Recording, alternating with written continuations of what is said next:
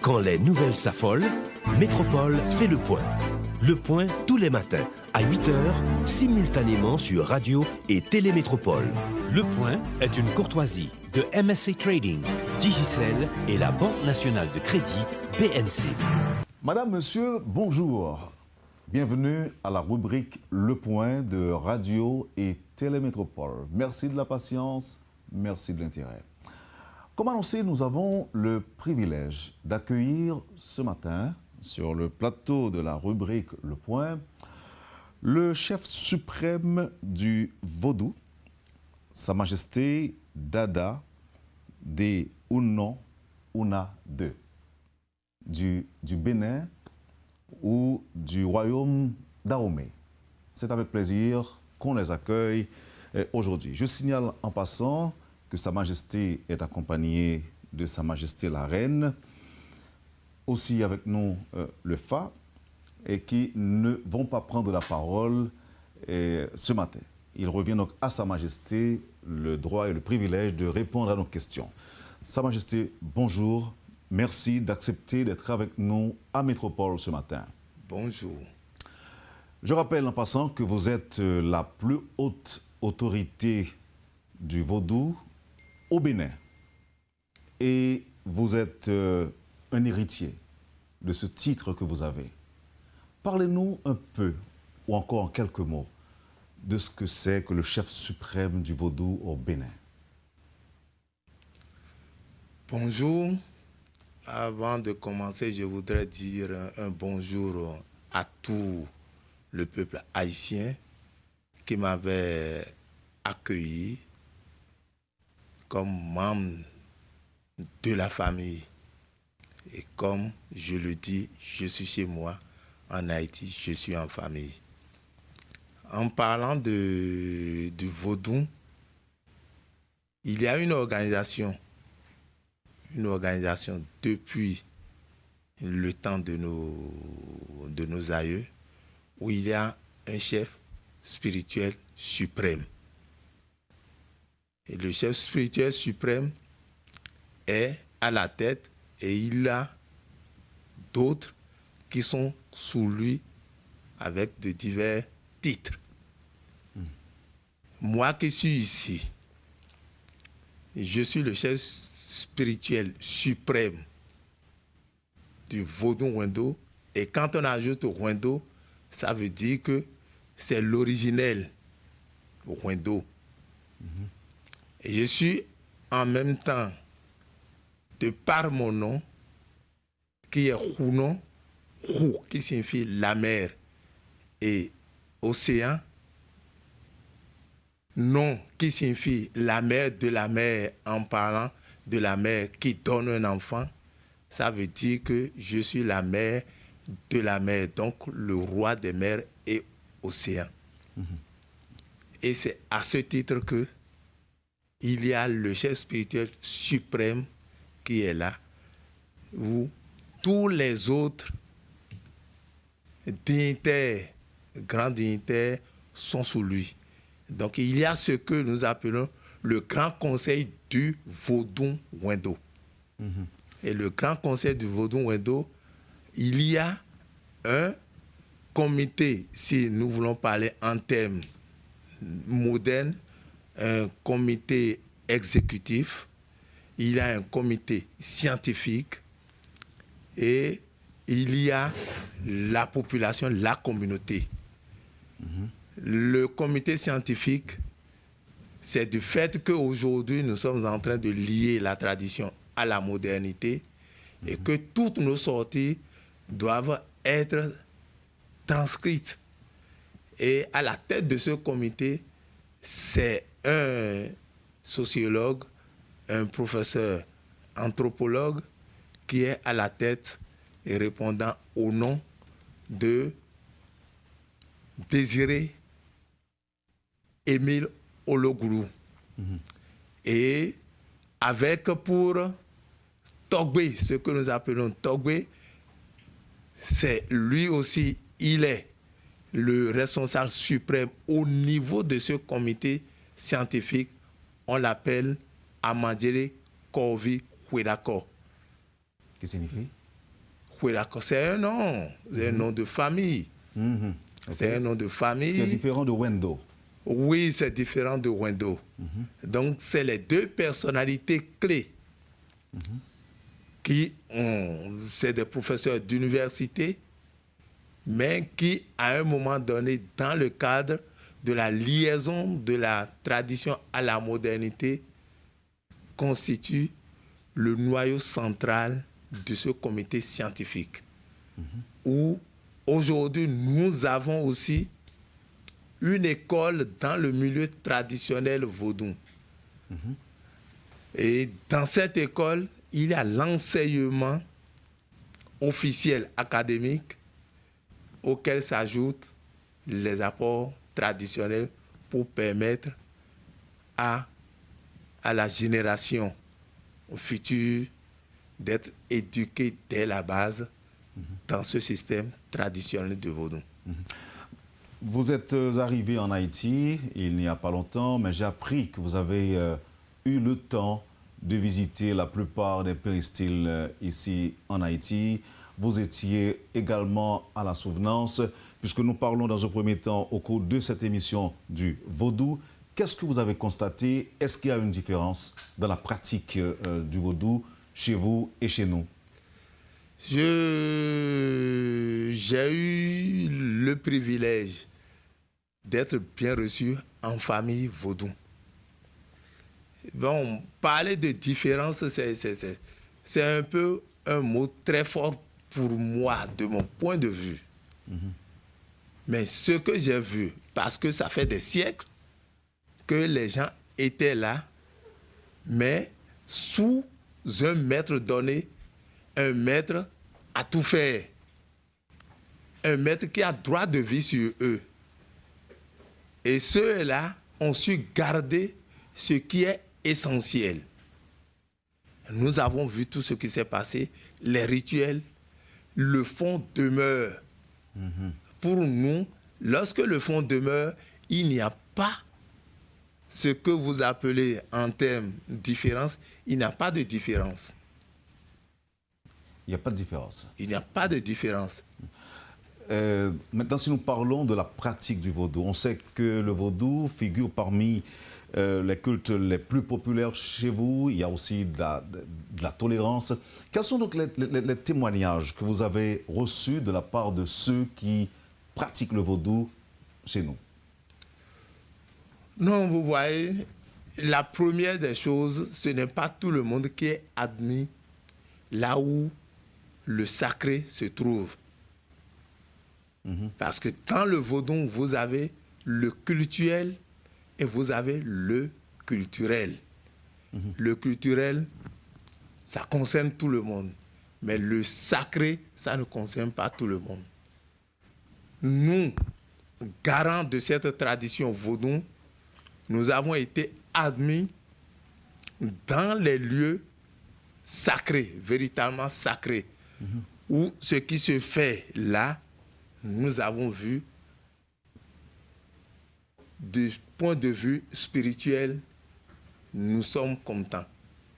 Et c'est un véritable témoignage que je les félicite.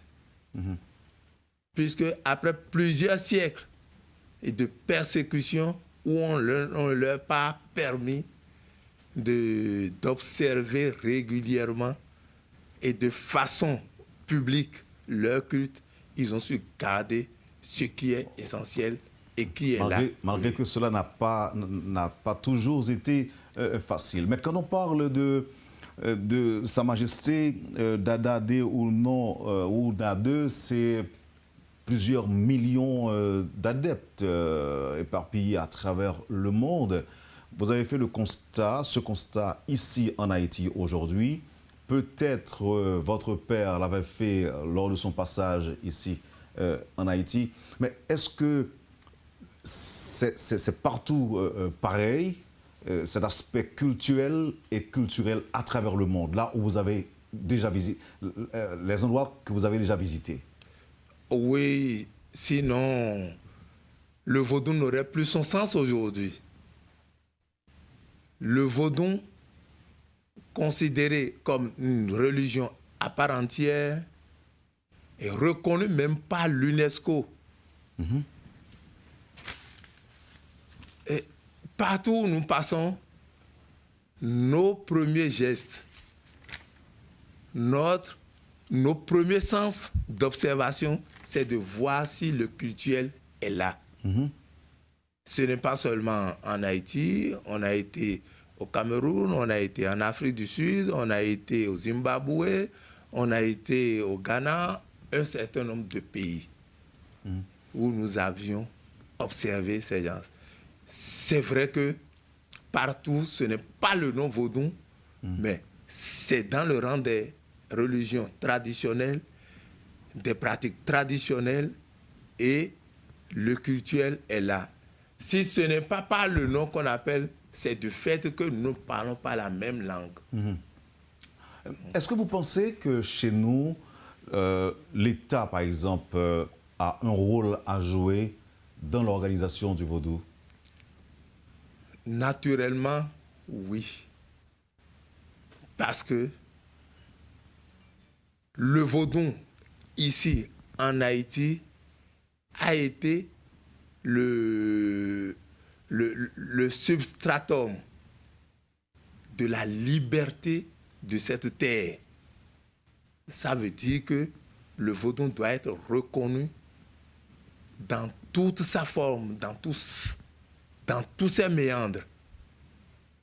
Parce que la chance que Haïti a, c'est du fait que toutes ces divinités qui ont traversé l'océan pour venir ici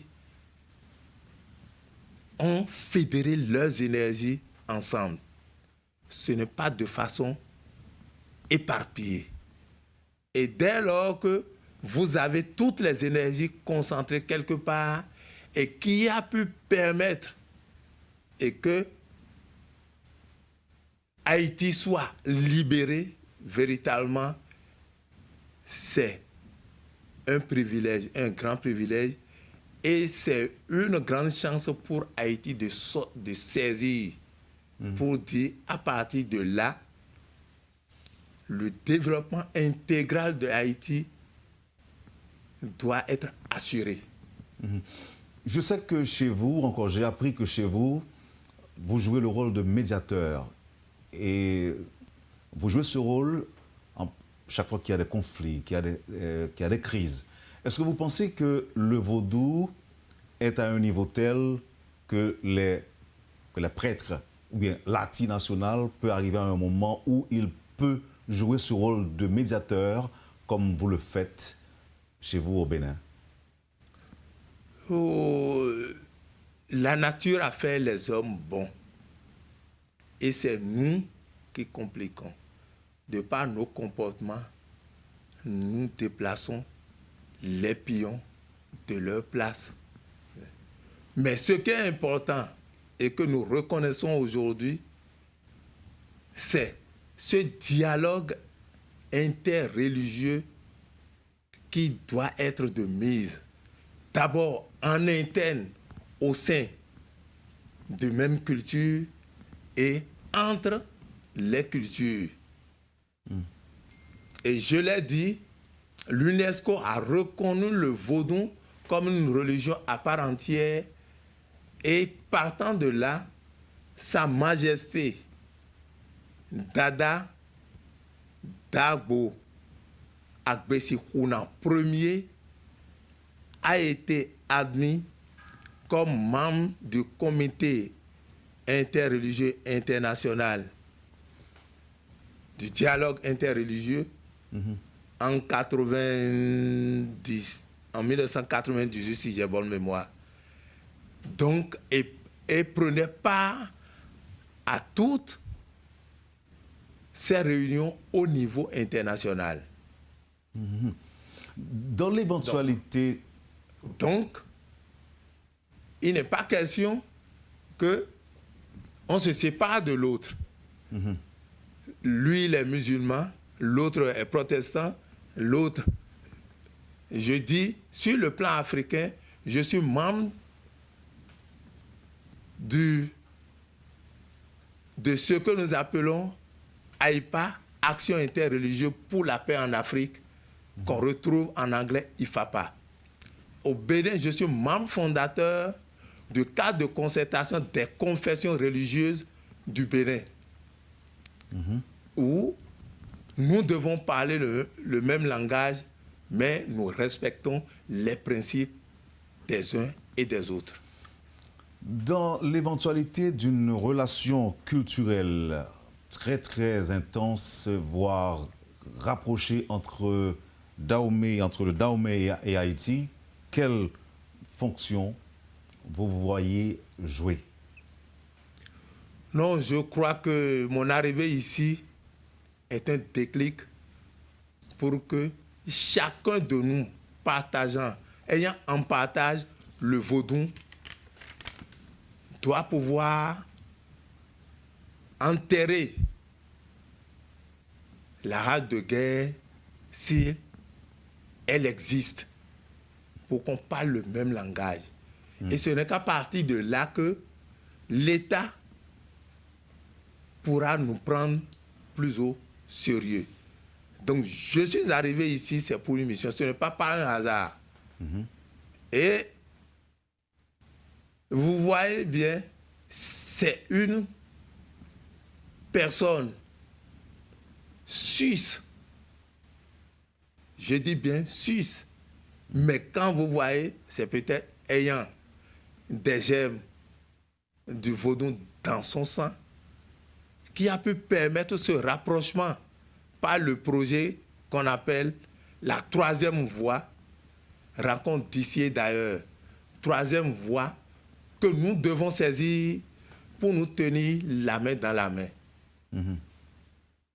Mon invite, parce que partout où je dois passer avant de partir, c'est que nous devons nous regrouper et faire taire nos querelles intestines pour aborder le sens du développement intégral du pays à partir de nous-mêmes. Est-ce que c'est pourquoi, Sa Majesté, vous avez parlé tantôt du rôle que le vaudou peut jouer dans le développement d'Haïti? Si. Parce que le vaudou, avant tout, c'est l'organisation de la vie sociale. Le vaudou, de par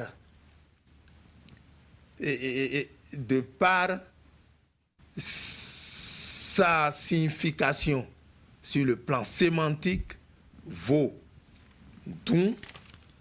qui signifie la paix, la tranquillité, la quiétude, le bonheur, le bien-être social, et donc qui signifie puiser, chercher, rechercher. Si nous tenons qu'à sa signification, ça veut dire que nous n'avons pas le droit d'être en colère contre l'autre, d'avoir une hantise contre l'autre. Nous devons mettre toujours la balle à terre. Et c'est cette mission que j'ai pour dire, inviter mes pères qui sont ici, pour dire nous devons parler le même langage pour sauver ce pays. Nous devons soigner cette terre que nous avons souillée de par nos comportements. À part le vaudou, Sa Majesté, Oui. est-ce qu'il y a une autre possibilité ou encore d'autres moyens de rapprochement entre Haïti et le Bénin?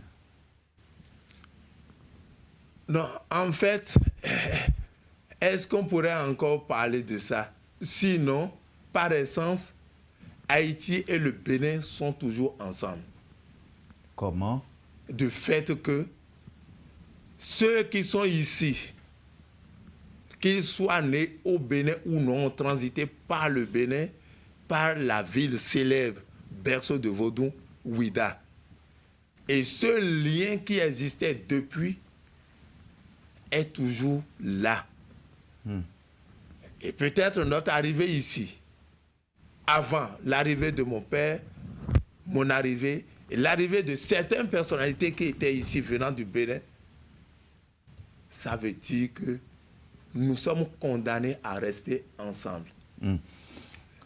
Le Point est une courtoisie de MSC Trading, Digicel et la Banque nationale de crédit BNC. J'ai entendu parler d'un projet de ligne touristique entre Haïti et le Bénin. Est-ce que ça tient encore? Vous savez, nous avons notre président actuel qui est là et qui tient beaucoup au développement intégral du Bénin. Le développement intégral du Bénin à partir du tourisme. Et à Ouida, il y a ce projet dénommé projet de compétitivité du tourisme transfrontalier. Ça veut dire que si nous devons aborder le développement intégral, on doit se baser sur les cultures, sur nos cultures, et notamment nos cultures endogènes traditionnelles. Et je le dis, voilà, en 1984, cette pente a été déjà amorcée par le jumelage de la ville de Ouida avec la ville de Prishan d'Alabama par le biais de John Smith, le maire. Ensuite, il y a eu ce que nous avions appelé Ouida 92, mais c'est le Forum des arts et cultures vaudou, retrouvailles Afrique-Amérique, tenu en 1993. Tout ça là, réuni, a permis à ce que le contact régulier Haïti-Bénin se faisait et continue de se faire. Et mon arrivée ici doit donner encore de souffle, d'oxygène à ce que on dit c'est les frères, c'est la même famille et la porte est grandement ouverte aux uns et aux autres.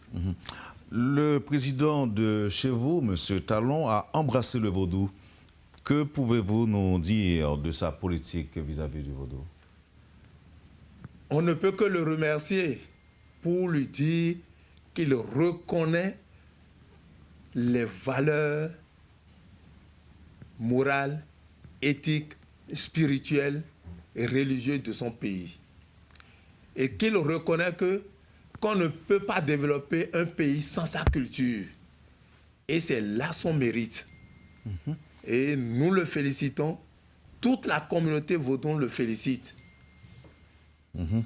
Et c'est en cela que Ouida est heureux d'accueillir ce projet de compétitivité du tourisme transfrontalier. Nous savons que le vaudou est totalement toléré, comme je l'ai dit déjà. Il y a de la tolérance chez vous, mais ce n'est pas pareil partout.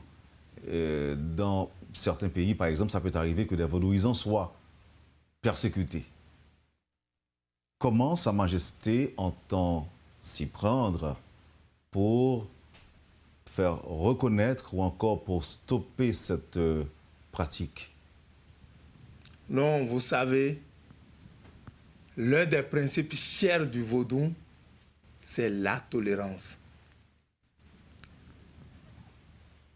C'est l'acceptation de la différence. C'est l'acceptation de l'autre dans sa forme, dans son comportement. Et c'est ça qui avait permis à ce que nos aïeux avaient accueilli les autres religions dites du livre, les religions révélées. Ce n'est pas par hasard que à Ouida, comme vous connaissez un peu, il y a le temple de Python, du vaudou Python, en face de l'église catholique de l'Immaculée Conception, aujourd'hui basilique mineure. Et quand vous voyez la carte religieuse de Ouida, vous avez l'église protestante entourée de plusieurs temples de vaudou. Vous avez la grande mosquée de Ouida qui est séparée par une ruelle d'à peine 4 mètres, 5 mètres. Et ce lieu qui est à côté de cette grande mosquée, c'est le lieu de consécration des grands dignitaires du Vaudou. Avec calme et pondération, les vaudouisants vont aboutir à ce développement intégral du pays. Nous savons aussi que chez vous, on fête le vaudou le 10 janvier. Est-ce que vous pensez qu'un jour, cette fête pourra être simultanément célébrée dans plusieurs pays? Si oui, qu'est-ce que vous entendez faire pour y arriver? Non, la fête du vaudou, le 10 janvier, c'est une journée reconnue par l'État, institutionnalisée, chômée et payée. Une fête nationale, mais aujourd'hui qui a pris un caractère international parce que tout le monde y est. D'abord, c'est même dédié à la diaspora noire pour une récollection spirituelle. Ce n'est pas exclu que ça puisse être une fête même de portée internationale où en même temps, en la fêtant dans un point A, on peut la fêter dans un point B. Mais ce qui est important et qui ferait partie de notre doléance, c'est que il y a un certain nombre de dates marquant le vaudou en Haïti ici. Et je crois sincèrement que si nous prenons aussi cette date, tout comme on a pris le 10 janvier là-bas, tel que le 14 août, je crois que ça sera justice faite. Sa Majesté, un peu d'histoire avant de refermer cette émission. Des Haïtiens ont des ancêtres ou des aïeux béninois, pour vous répéter. Comment vous expliquez que le Bénin a mis tout ce temps, après tout ce temps, avant de déclarer son indépendance? Plus d'un siècle. Nous, c'était en 1800 et après la République du Dahomey, c'était en 1958, si je ne me trompe pas, ça fait plus d'un siècle avant de devenir indépendant, et une indépendance qui allait être reconnue environ 2 ans plus tard par la France. Pourquoi le Bénin a mis tout ce temps avant de se déclarer indépendant? Vous avez déjà eu la réponse dans ce que j'ai dit. Avec calme et pondération, on arrive à atteindre les objectifs. Vous savez, et je voudrais qu'on fasse véritablement la part des choses.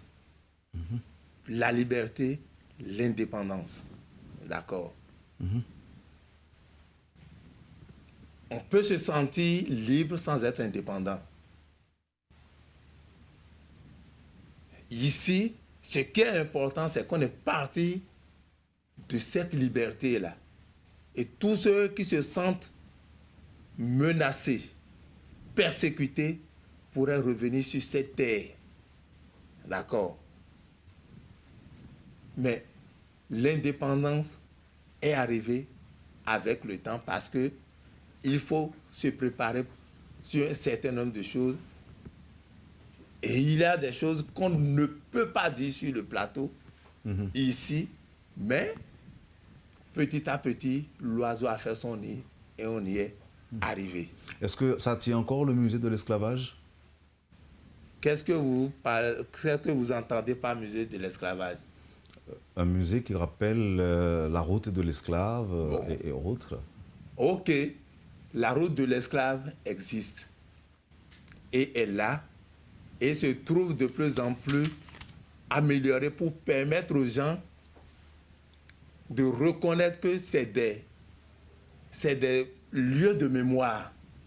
Des lieux de mémoire pour ne pas se venger, mais plutôt pour prendre des décisions pour dire plus jamais ça ne doit plus se passer.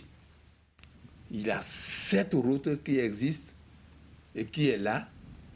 Et il y a ce que nous appelons le musée de Vaudon qui existe aussi à Ouidah. Et le président actuel entend construire aussi un grand musée des arts et Vaudon dans la capitale. Vous voyez que c'est fort pour dire qu'il reconnaît les valeurs traditionnelles qui peuvent donner un boom pour le développement.